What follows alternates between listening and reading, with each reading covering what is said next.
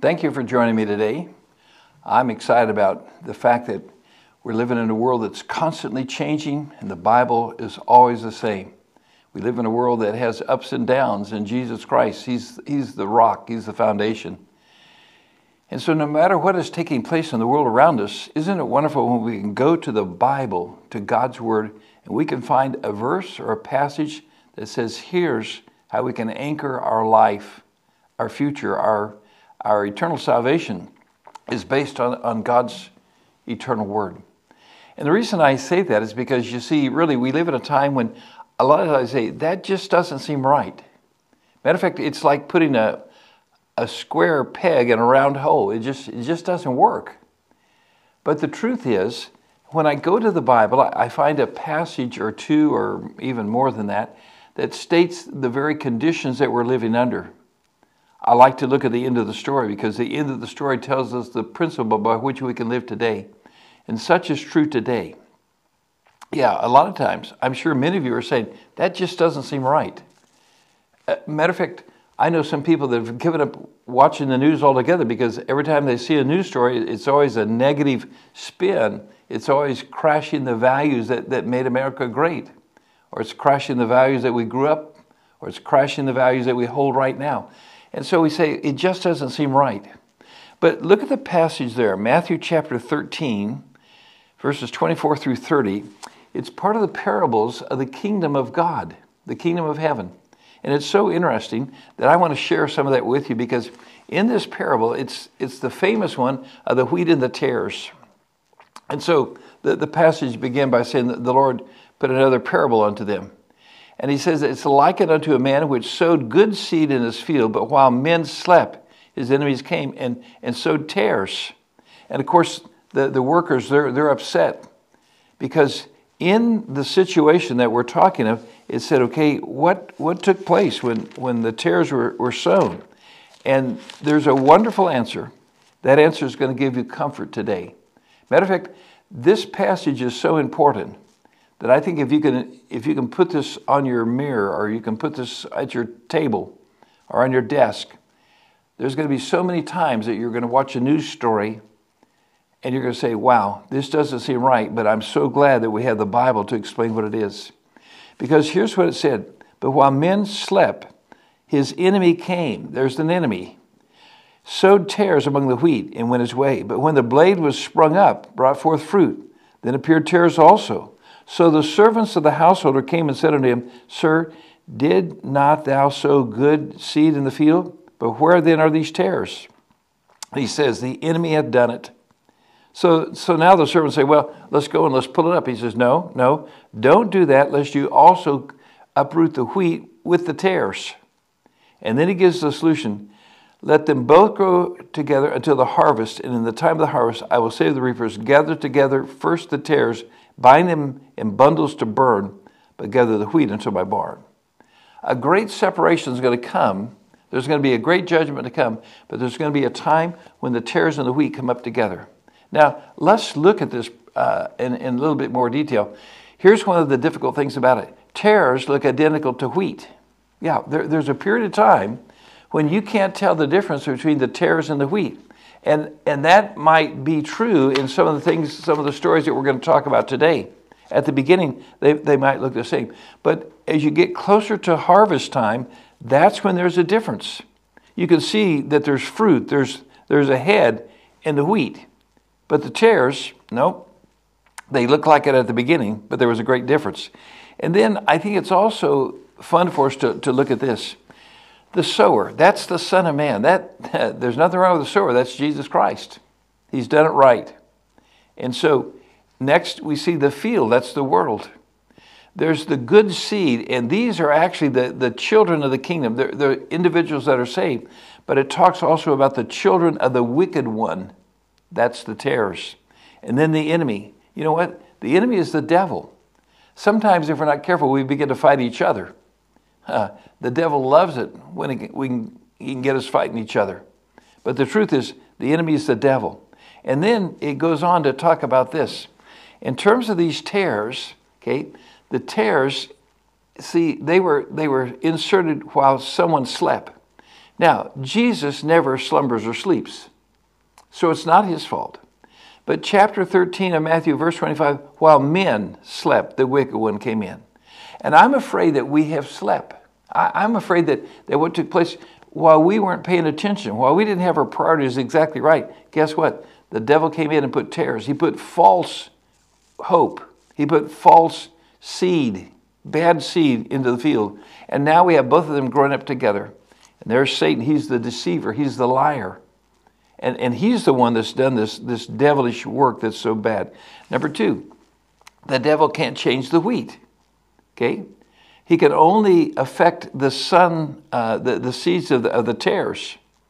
And so the wheat and the tares are going to develop until the end of the age. And like we mentioned, we said that they look alike at the beginning, but boy, there's a big difference. And so when the tares grow, more and more evil, as the wheat grows, more and more fruit. The contrast, you see, it's not so obvious at the beginning, but it's really obvious at the end. You see, isn't this important to know? Because otherwise I get pretty discouraged when I see, wow, I thought they were so good, and now look, they're departing. Look at this, it looks so good, now it's departing.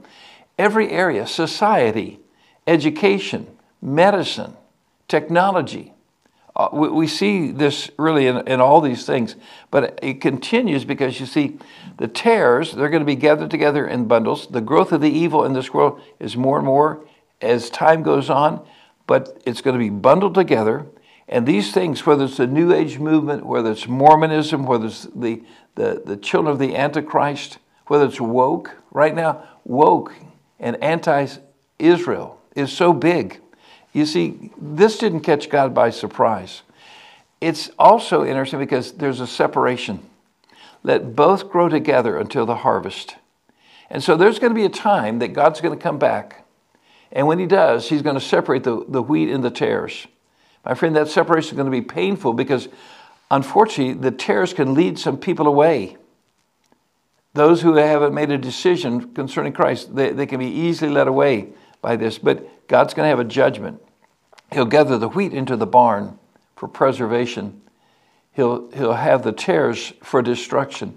You know, there's even another parable that speaks of this, and it's important because you see, as we see apostasy coming, it indicates this, that apostasy is going to be more rampant at the end of the church age than it was at the beginning. This is what the message of the Laodicean church is in Revelation chapter 3. Throughout the Bible, we find this theme, and really, I've just enjoyed seeing that God has this all thought out ahead of time. There's another part of a parable, Matthew 13, 47 through 49. It talks about a net. And in there, it talks about good fish and bad fish. Can't change the nature of the fish. But he said there's going to be a time when it's going to be separated. We could spend another whole few minutes just on that, but it's the same message, the same idea, that there's going to be a separation. God is going to separate apostasy from truth. He's going to separate the wheat from the tares. He's going to separate the edible fish, the good fish, from those that are inedible. So with that in mind, what do we see that's on the horizon right now that might be important for us to consider? Well, here's a couple things that come to my mind, and those relate to the southern border. I don't know about you, but I watch what's taking place, and I almost shudder because I say, can this really be happening?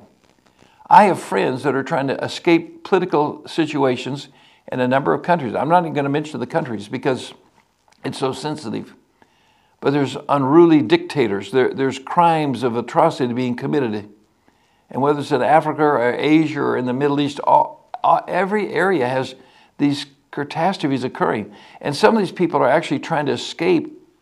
They can't do it. But we can have people raging rampant across the southern border. This video has been played on news.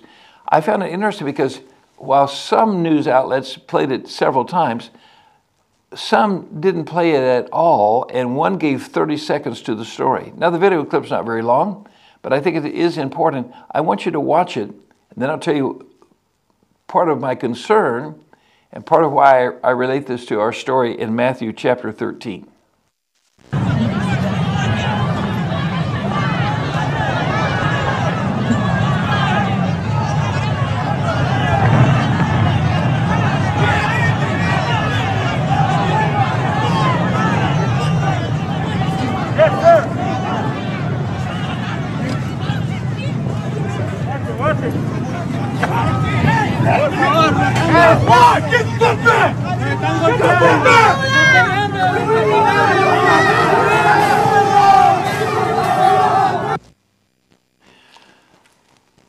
hard to watch that, isn't it?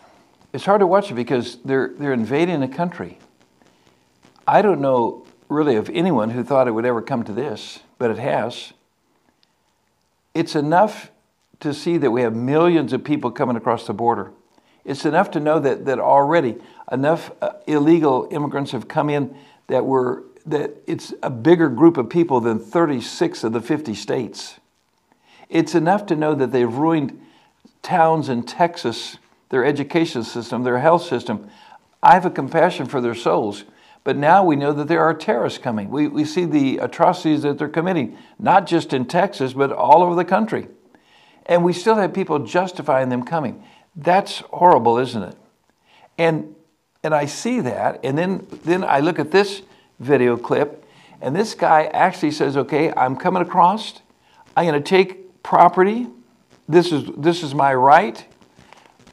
Does an illegal citizen, does an illegal terrorist coming across the border, does he have rights? Well, he thinks he does. Watch this video clip. Mi gente, he pensado invadir una casa en United States, ya que me enteré que existe una ley que dice que si una casa no está habitada, podemos expropiarla.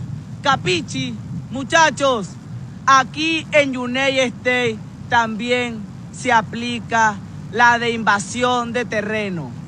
Y creo que ese será mi próximo negocio.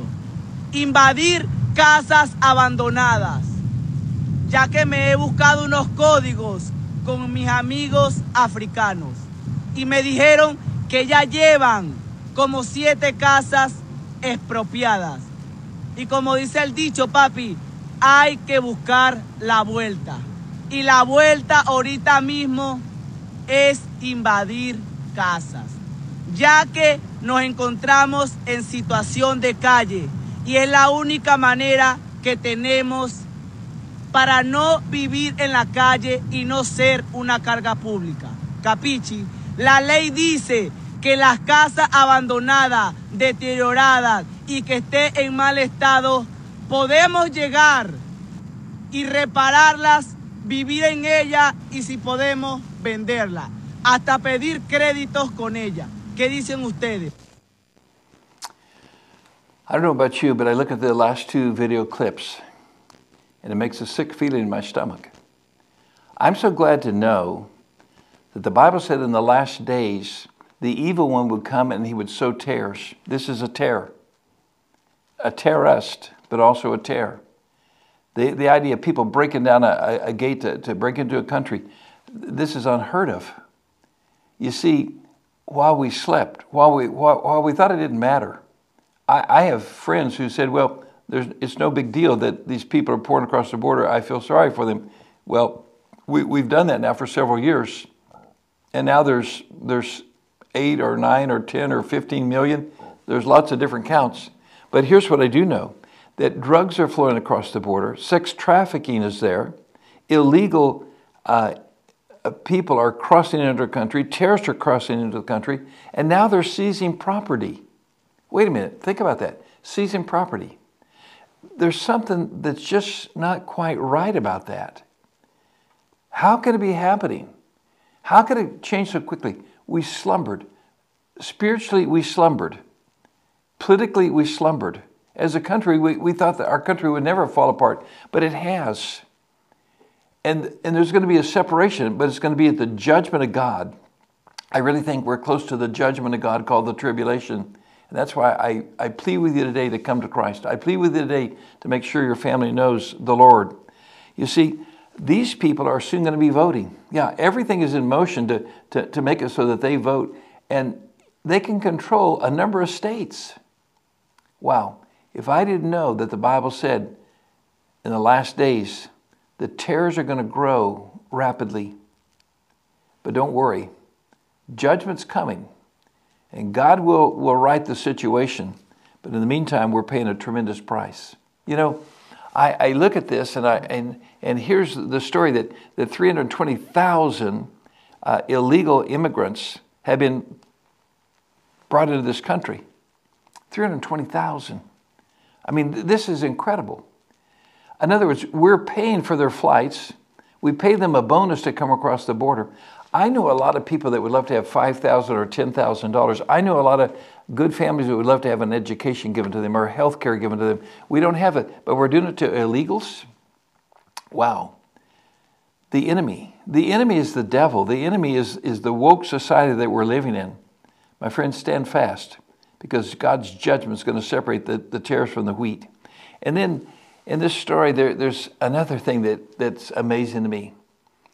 Can you imagine that they're going to try to take personal property of Mr. Trump? Whether you like him or not, that's almost immaterial to this. Why should they have access to his property? Because let me tell you this. If this man can say, if you go to the store, if you leave your house to go to the store, if you leave your house to go to church, if you leave your house for a vacation and they come and settle, he says that house is his. That's never how it's been in America before, and it shouldn't be now. And now we can have ridiculous penalties put on us. You know what? I wouldn't be surprised if they try to begin taxing churches, because they can make a tax on a church so high that we couldn't afford it. They can make, people say, well, I own my house. Yeah. Watch your taxes. They'll find a way to evict you. Because if they can steal, I'm using the word steal, if they can steal the property from this man just because he has several $1 billion, they can take our property as well.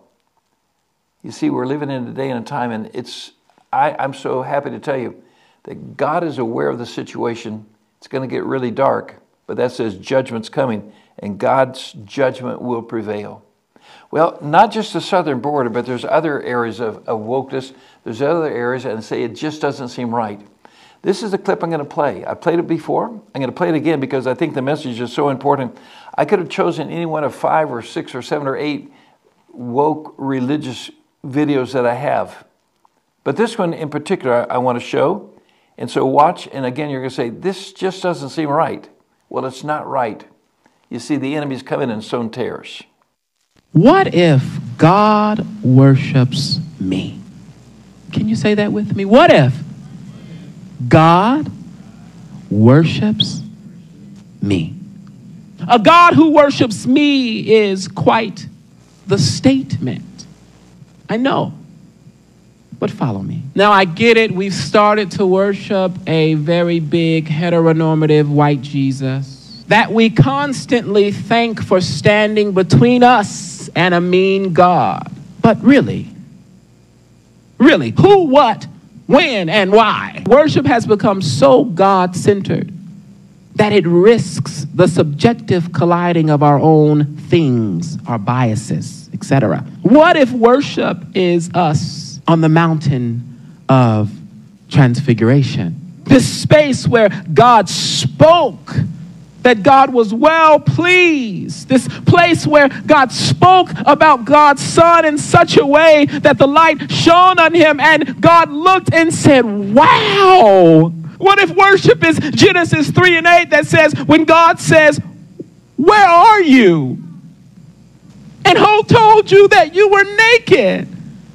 Who told you that there was a flaw in your beauty? The God who meets us and keeps confirming that who we are is good enough. What if that's worship? We declare that you are God that worships us. That's how much you love us. That's how much you desire us. That's how much you are for us. Where when we step into your presence, we come with our full selves, fully naked and unclothed, and there is no shame, because what you have created since the very beginning, you declare good, and it is still good. Well, it's shocking, isn't it?